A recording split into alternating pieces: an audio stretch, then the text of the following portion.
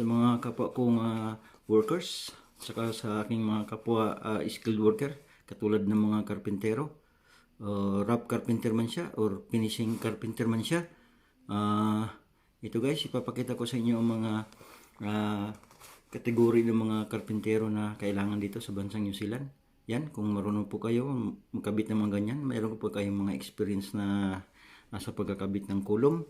Kahit anong klaseng kulom guys, mga kaibigan ko, mga ka-OFW ko, o mga kaibigan ko dyan sa Pinas, kahit anong kulom man ang experience niyo, welcome na po kayo dito sa bansang New Zealand. Yan po ang isa sa mga kategory na kinakailangan natin dito sa bansang New Zealand. Yan po siya. Yan.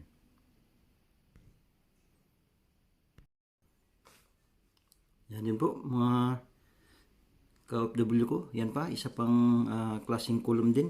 Kung kayo po rin po ay nakakaranas na rin sa mga ganyang kulom na pagkakabit.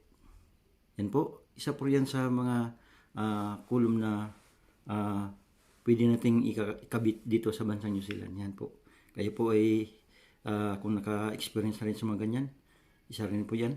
Welcome na rin po kayo dito sa bansang New Zealand. Yan po, isa po yan sa klaseng kulom na pwedeng ikakabit dito sa bansang New Zealand. Yan po. Yan po, isiyan lang po yung isa pang klaseng kulom din po.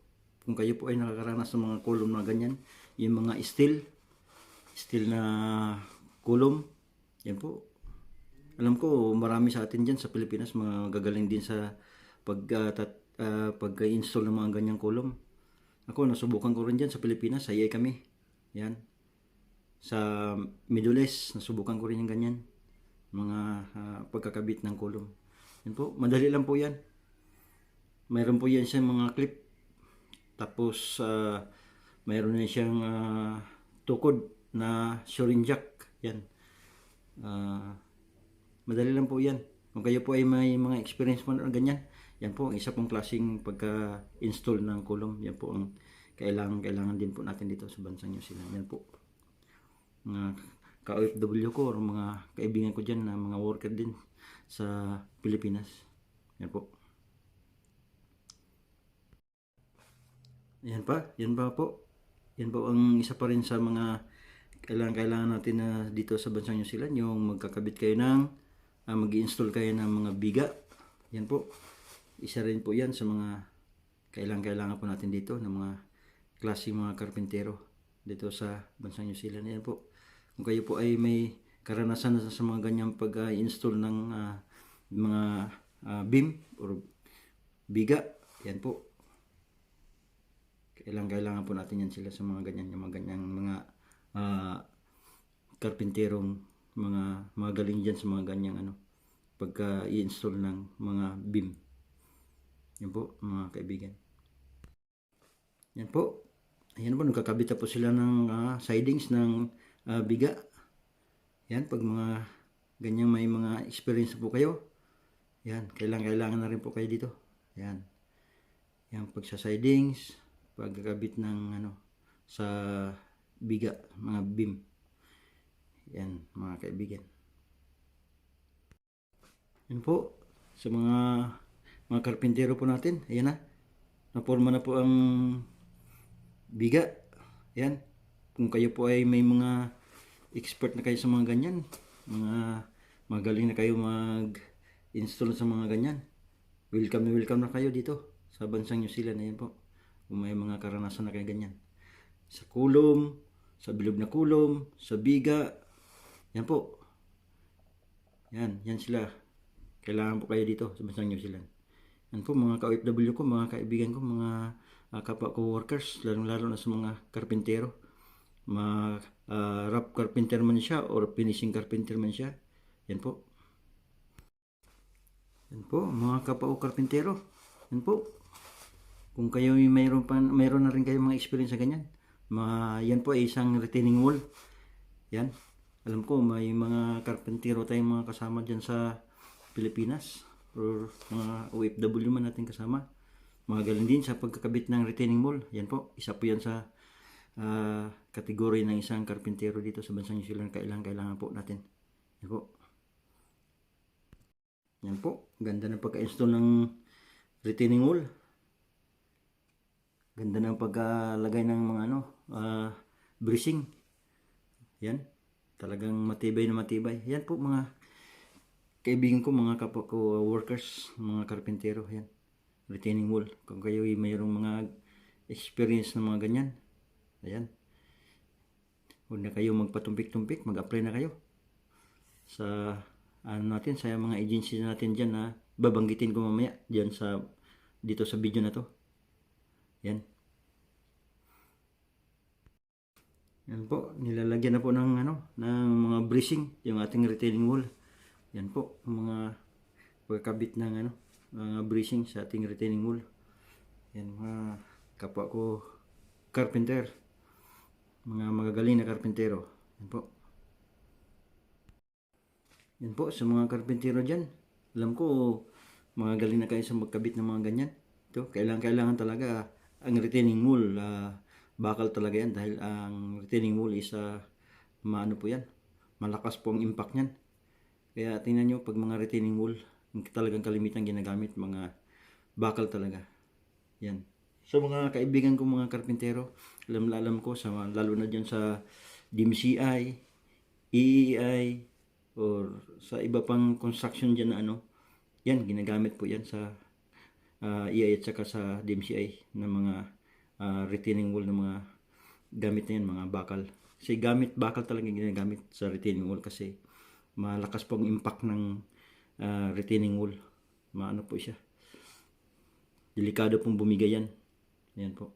Sa mga alam po yan ng mga karpintero natin, ng mga galing ng mga karpintero sa Pilipinas. Yan po.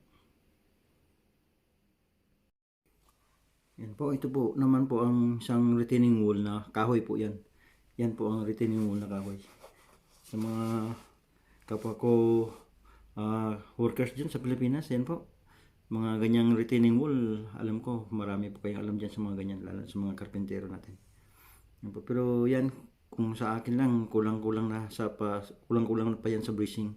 Kailangan dagdagan pa sa bracing yan. Siguro yan, hindi pa tapos na na retaining wall. Kulang pa sa bracing yan. Pag mga ganyan na. Alam ng mga karpintero yan. Na mga galing dyan. Alam rin nila yan na kulang pa yan sa bracing. Yan po. Kapwa ko mga karpintero, mga galing dyan sa Pilipinas. Yan. Isa yan sa mga katangian sa isang karpintero na kailangan dito sa bansang New Zealand. Yan po. Yan po, para sa ating mga karpintero, dumako naman po tayo dito sa pag-i-slab. Yan po, yung mga karpintero natin dyan, mga galing din sa pag-i-slab. Yan. Yan po, ang mga kailangan natin dito sa bansang New Zealand, yung mag-i-slab. Before tayo magbabakal, dyan, ayan, nakaano na tayo. Pormahan na natin ng slab. Tapos lalatagan ng bakal yan. Yan po. Siyempre, una talaga ang bigay niyan. Tapos, saka yung slab. Yan po. Sa mga karpintero natin, mga magagaling dyan, alam nila po yan. Yan. Yan po. Mayroon po akong ipapakita sa inyong video mga kapwa ko mga karpintero. Yan po. Yan po. Panoorin po niyo itong paglalatag ng slab. Yan po, yung mga technique na ganyan na kailangan natin dito sa bansang New Zealand. Yan, papakita po ang pag-install ng mga bracing at mga tukod dyan sa ilalim ng pag-i-slab. Panoorin po niyo mga kaibigan, mga ka-OFW ko at saka mga kapwa ko workers, lalo sa mga karpintero. Pero yung mga karpintero ng mga kaibigan natin dyan, ng mga galing, alam na po nila yung mag-bracing ng mga ganyan. Yan po, panoorin natin ha. Huwag niyo pong i-exit ng nyo. Panoorin natin ang video na to. Yan. Yan o. Yan. Yung mga alam ko, yung mga karpintero natin mga galing dyan. Yan. Alam nila yan. Yung mga bracing na ganyan. Yan. Kaporma na siya. Yan po ang area ng construction. Yan po. Nakaporma na yung slab. sa mga karpintero. Yan. Yan ang kabuuan ng site. Yan o, yung mga tukod sa ilalim o. Yan. Yan po sila. Kabuuan ng ginawa nilang slab. Sa mga karpintero ko ng mga kaibigan ko dyan, alam na alam nila yan. Yan.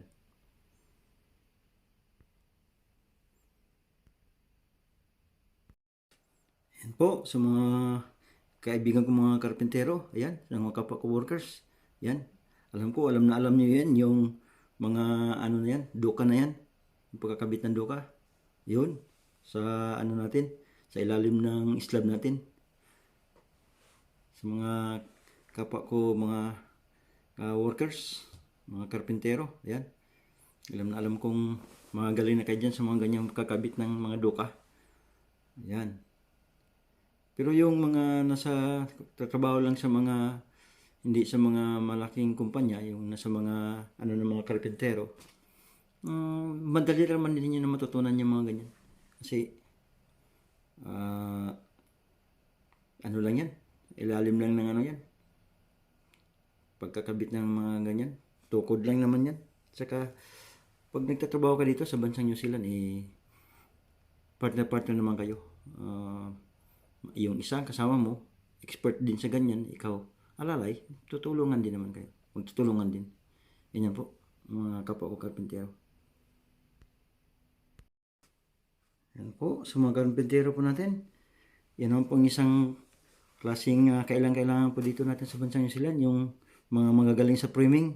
Yan po, sa bahay-bahay, yung mga nagkakabit ng mga framing.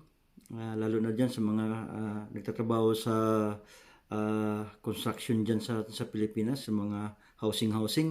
Yan po, yung mga magagaling sa framing. Yan, isa po yan sa kategoring kailangan po natin dito sa bansang New Zealand. Yan po, mga kapwa ko workers, mga kaibigan ko dyan sa Pilipinas o kapwa ko OFW. Yan po. Yan pa po, yung mga framing ng mga sa bahay. Yung mga galing nating framing na karpintero. Yan. Kailangan po kayo dito sa bansang New Zealand. Ng mga ganyang mga skill. Kung kayo po'y bihas sa mga ganyan. Yan. Kailangan po yan dito sa bansang New Zealand. Yung mga kapwa ko karpinterong mga galing sa Pilipinas. Yan po. Ito naman po, para po sa mga finishing carpenter po, yung mga galing po mag-install ng pintuan. Yan po. O kaya magaling din po kayong gawa ng mga pinto. Ayun. Sa mga nagtatrabaho sa mga finishing works. Yan. Yung mga magaling sa kailangan po natin yan dito. Sa mga ganyang mga skill na mga galing mag-install ng mga pinto. Yan po. So mga finishing carpenter po. Yan po, isa rin po to sa mga karpintero natin ng mga finishing carpenter. Yung mga magagaling magbuo ng pinto. Yan. Isa po yan sa mga kailangan natin dito sa bansang New Zealand. Lalong-lalo na yung mga nagtatrabaho sa tawag nito, sa finishing work ng mga nasa furniture. Yan po, yung mga nagtatrabaho sa furniture, yan po. Kailangan po natin kayo dito sa bansang New Zealand. Yung mga ganyang skill nyo. Okay. Hiring po sila ngayon ng mga finishing carpenter o rough carpenter man. Yan po. Yan naman po, yung mga kaibigan natin dyan, mga kapwa nating karpintero na mga galing po sa cabinet, yung mga cabinet makers. Yan po. Isa rin po yan sa mga katangian na karpenterong kailangan po dito sa bansang New Zealand. Yan po.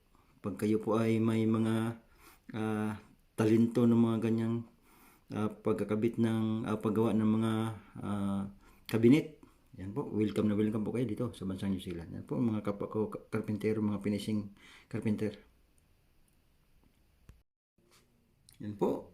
Sa mga cabinet makers, ayan po, mga galing sa pagkakabit ng mga cabinet. Yan, isa yan sa mga kategory. Yan, kailangan dito sa bansang New Zealand. Yan po, mga finishing carpenter natin dyan. Yan po, sa mga karpintero po natin magaling sa maggawa ng mga ganyan, no? Yung lagayan ng mga damit sa loob ng bahay. Yan, yung mga galing ng mga karpintero natin yung ganyan. Yan, isa pa rin yan sa kategory na kailangan natin dito sa bansang New Zealand, yung mga ganyang skill ng mga karpintero. Yan po, sa mga karpintero natin mga galing dyan. Welcome po kayo dito sa bansang New Zealand. Yan po. Yan guys, ito naman po guys, ipapakita ko sa inyo mga video. Ito po ang sa mga scaffolder nito na skilled worker. Isa rin yan po sa mga kinakailangan dito sa bansang New Zealand, yung mga scaffolder, lalo na sa mga scaffolder natin dyan, ng mga magagaling din, na well trained dyan sa Pilipinas.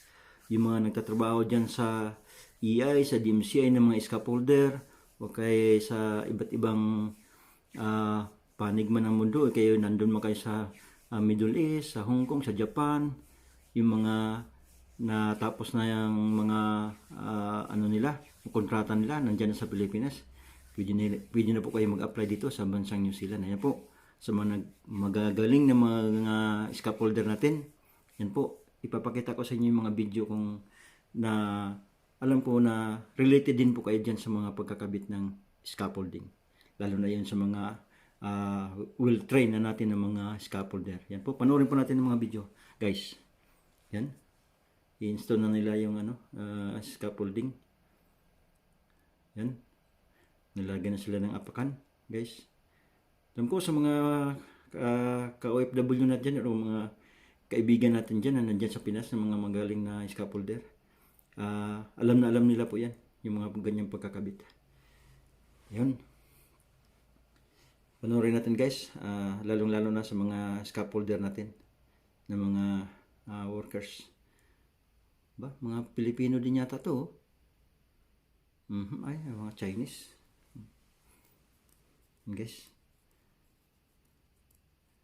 panoorin natin guys. Huwag muna kayong umalit dyan sa kinalalagyan nyo guys. Panoorin natin tong video na to para kapupulatan din natin ng mga technique o idea. Yan. Pero sa mga scaffolder na talaga, alam na nila yan guys. Yan. Kailangan talaga pang mga scaffolder, safety first. Kailangan mayroon tayong safety belt. Yan, tinatawag na harness. Full body harness. Yan.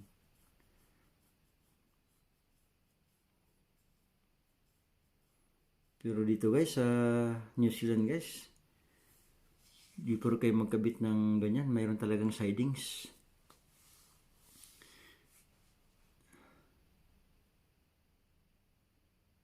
Ayan. Yan, sa mga kapwa ko, mga workers dyan, ng mga scaffolder, welcome po kayo dito sa bansang New Zealand. Kailangan po ngayon na mga scaffolder. Mamaya sa video na to, sa huli nitong video na to, ipapakita ko sa inyo yung mga agency na pwede nyo puntahan at pwede nyo applyan.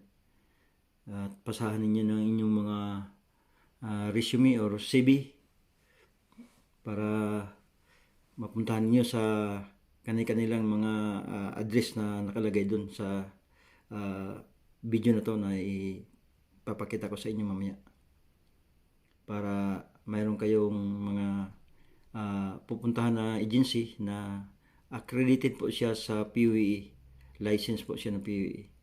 Yan po, inano na nila, i-pass forward na nila para mabilis. Yan po, sa mga scaffolder natin ng mga Pilipino, huwag na kayo magpatumpik-tumpik, mag-apply na kayo dahil magbubukas na po ang bansang New Zealand within this year.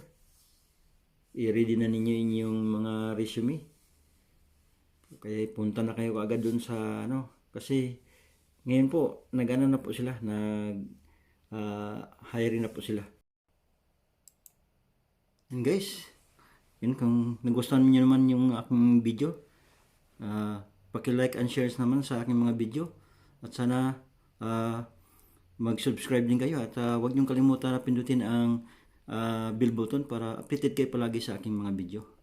Yan po guys, maraming salamat po sa panonood sa aking mga video na hininda sa inyo sa aking YouTube channel, ang Archibel TV.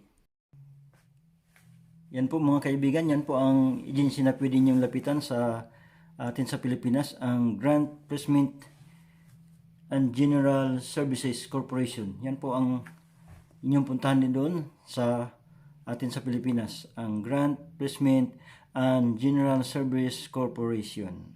O yun po yung kalimutan mga ka-OFW ko. Ngayon mamaya ang mga hiring naman nila na naka plus sa kanilang ipapakita po natin ngayon mamaya-maya. Yan po ang mga kailangan nila ng mga position ngayon na kailangan nila.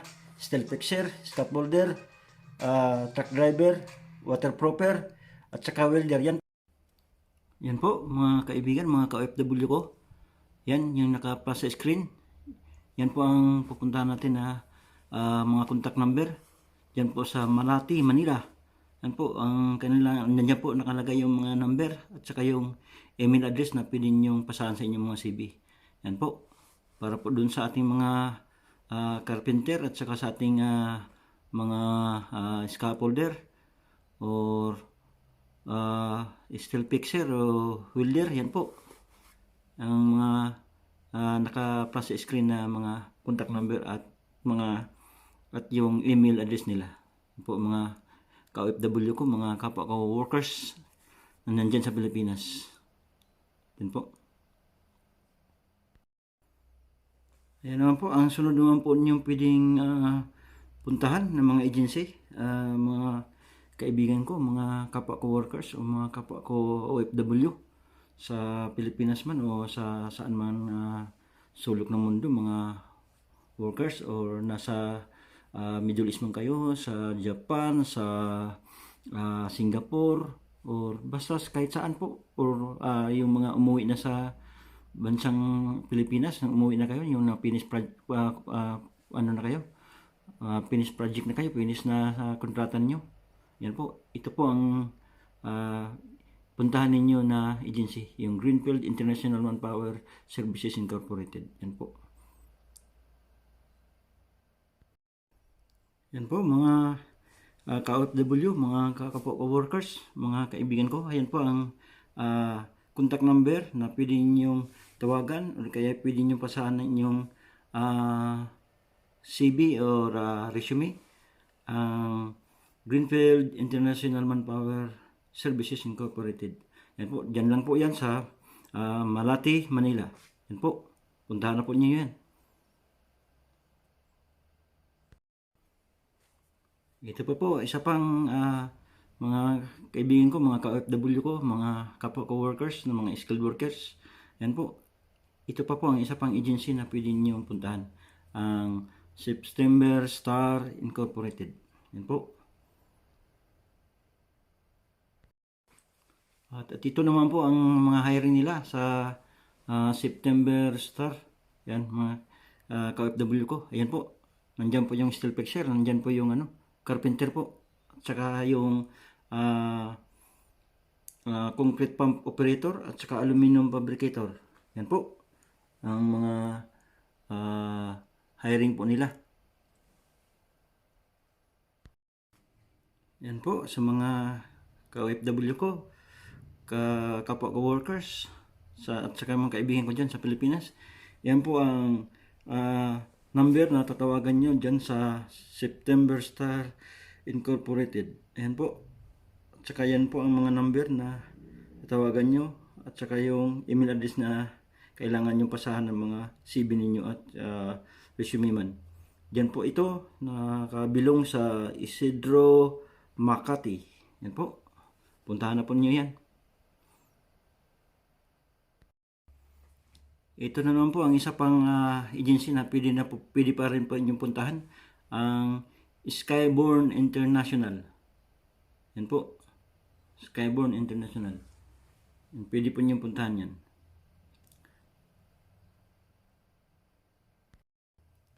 Yan po, ito naman po ang sa Skyborn International, ang kanilang mga job hiring. Ayan po, ang naka-plus sa screen, ang number 1 po, ang carpenter. Tapos, steel fixer, aluminum fabricator. Ayan po, puntahan po nyo yan, ang mga agency na yan, ang Skyborn International. Ayan po, ito naman po ang email address at saka mga numero pwede nyo tawagan sa Skyborn International. Yan po, puntahan na po nyo yan at saka pasahan na po nyo yung inyong mga CV, ng mga nakahandang CV. At take note po, mag-ingat-ingat po tayo sa mga agency na pwede nating applyan kasi marami po ang mga piki po ngayon ng mga agency. Kaya ito po nga pina-plus namin sa screen ninyo. Legit po ito. Naka ano po to sa POEA. Credited po sila sa POEA na wala hindi po ito piki. Pwede po niyo itong i-search sa internet o sa Google. Makikita niyo po kung legit ba siya or piki ba siya. Yan po. Puntahan na po niyo yan. Yan guys. Yan, kung nagustuhan niyo naman yung aking video, paki-like and share naman sa aking mga video. At sana mag-subscribe din kayo at huwag niyong kalimutan na pindutin ang bell button para updated kayo palagi sa aking mga video. Yan po guys, maraming salamat po sa panonood sa aking mga video na hininda sa inyo sa aking YouTube channel, ang Archibel TV.